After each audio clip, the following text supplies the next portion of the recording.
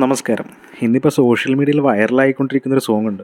നമ്മളുടെ Malayali from India എന്ന് പറയുന്ന നിവിൻ പോളിയുടെ ഇറങ്ങാനിരിക്കുന്ന ഏറ്റവും പുതിയ ചിത്രത്തിലെ കൃഷ്ണ എന്ന് പറയുന്ന സോങ്. ജെയ്ക്സ് ബിജോയ് ആണ് അതിൻ്റെ സംഗീത സംവിധാനം നിർവഹിച്ചിരിക്കുന്നത്. വിനീത് ശ്രീനിവാസൻ്റെ ശബ്ദത്തിലാണ് നമ്മൾ ആ പാട്ട് കേൾക്കുന്നത്. ഇപ്പോൾ ടിറ്റോ പി തങ്കച്ചൻ എന്ന് പറയുന്ന ലിറിസിസ്റ്റാണ് അത് എഴുതിയിരിക്കുന്നത്. ടിറ്റോ പി തങ്കച്ചൻ അത്ര എസ്റ്റാബ്ലിഷ്ഡ് ആയിട്ടുള്ളൊരു ലിറിസിസ്റ്റ് അല്ല. കാരണം ആളുടെ 1-2 മൂവീസാണ് കണ്ടിരിക്കുന്നത്. അതിനകത്ത് ലിറ്റിൽ മിസ്റ്റർ റാവുത്തറിലെ പാട്ടുകളൊക്കെ അത്യാവശ്യം ശ്രദ്ധിക്കപ്പെട്ട പാട്ടുകളായിരുന്നു കേട്ടോ. അപ്പോൾ നമ്മളുടെ സോങ്ങിലേക്ക് വരികയാണെന്നുണ്ടെങ്കിൽ, ഈ സിനിമയുടെ അനൗൺസ്മെൻറ്റ് ടൈം മുതൽ തന്നെ ഇതിനകത്തൊരു ഒരു കാരിക്കേച്ചർ സ്വഭാവം നമ്മൾ കണ്ടിട്ടുണ്ടായിരുന്നു.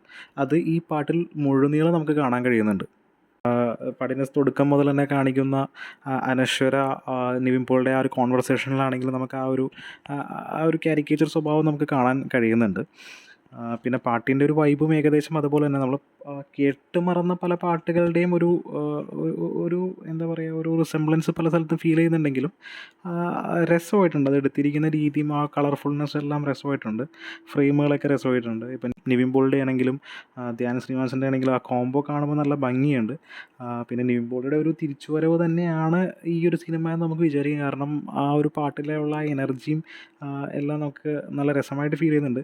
പിന്നെ പ്രേമത്തിൻ്റെ പല സജഷൻസും നമുക്ക് ഈ പാട്ടിൽ കാണാൻ പറ്റുന്നുണ്ട്. ഡ്രസ്സിലാണെങ്കിലും ആ ഗേറ്റൊക്കെ തുറന്നു വരുന്ന സീനൊക്കെ നമുക്ക് ആ ഒരു ഫീല് തരുന്നുണ്ട്.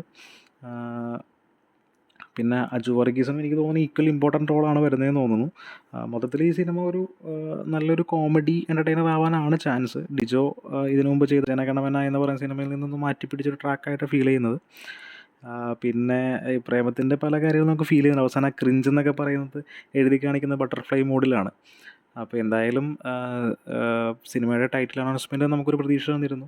ഇപ്പോൾ ഇറങ്ങിയിരിക്കുന്ന ഈ പാട്ടും ഒരു പ്രതീക്ഷയുണ്ട്. അപ്പോൾ സിനിമ നമ്മളുടെ പ്രതീക്ഷയ്ക്കൊത്ത് ഉയർന്ന് നിവിൻ പോളിയുടെ ഒരു തിരിച്ചുവരവ് തന്നെ ആകട്ടെ എന്ന് ആശംസിക്കുന്നു. നിങ്ങളുടെ അഭിപ്രായങ്ങളൊന്ന് താഴെ കമൻ്റായിട്ട് രേഖപ്പെടുത്തൂ.